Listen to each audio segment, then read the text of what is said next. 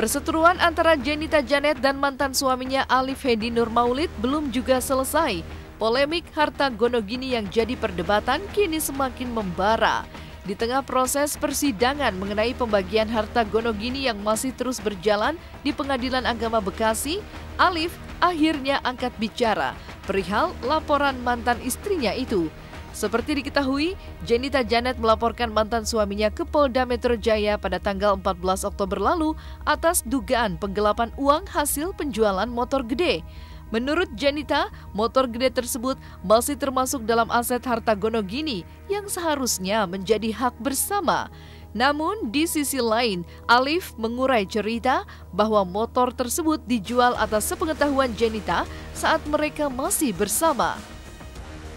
Silakan saja gitu kan, karena saya juga punya bukti, saya juga punya saksi gitu, dan saya juga punya bukti bahwa beliau juga sama posisinya dengan saya, menggeser harta yang tidak saya ketahui. Dia tidak memasukkan itu ke dalam aset gonogini.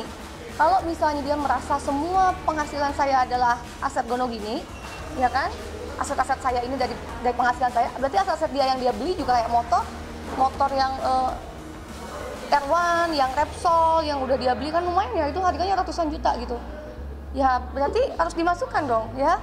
Dan sekarang mana kok dia nggak masukin ke catatan itu, masukin ke harta gonogini gitu loh. Jadi kemana barangnya gitu, mana sekarang gitu loh. Jual itu di dalam pernikahan dan sepengetahuan beliau. Ya, gitu. Ada saksinya juga. Ada yang waktu itu ada asisten juga yang mengetahui bahwa Janet tahu. Bahwa saya bilang sama Janet bahwa ini saya mau lepas motor. Berarti bilang pengetahuan ya? Sepengetahuan. Dokumen kami dia nggak mengetahui. Jenita Janet itu tidak mengetahui. Dan tidak mengetahui kemudian jadi catatan adalah tidak menyetujui. Ya. Nah.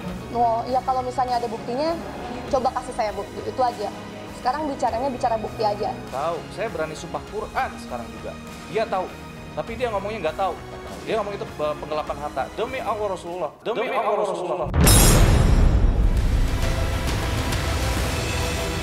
Perdebatan soal harta gonogini antara Jenita Janet dengan Alif bagai bara api yang kian memanas. Alif yang merasa tak bersalah menjual motor gede tersebut mengaku tak gentar menghadapi laporan dari mantan istrinya itu dengan bermodalkan bukti dan saksi yang telah mereka peroleh.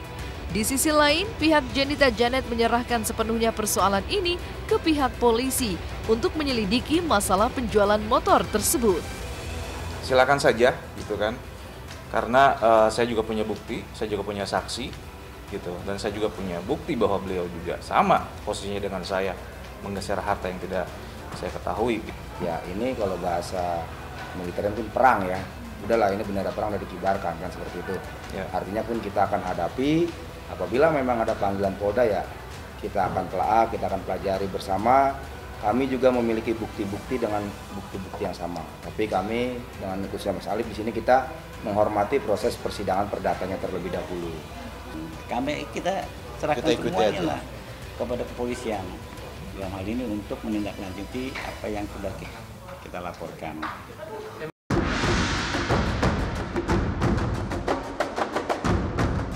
Keputusan Alif menjual motor gede memang keputusan yang sangat tidak menguntungkan pihak Jenita Janet. Pasalnya, motor yang konon masih menjadi harta bersama tersebut diduga hasil penjualannya dipakai Alif untuk menikah lagi. Namun, hal tersebut justru dibantah tegas oleh Alif. Meski mengaku belum menikah lagi, seperti apa tanggapan Alif yang sudah mengetahui Jenita Janet telah merajut bahagia dengan kekasih barunya?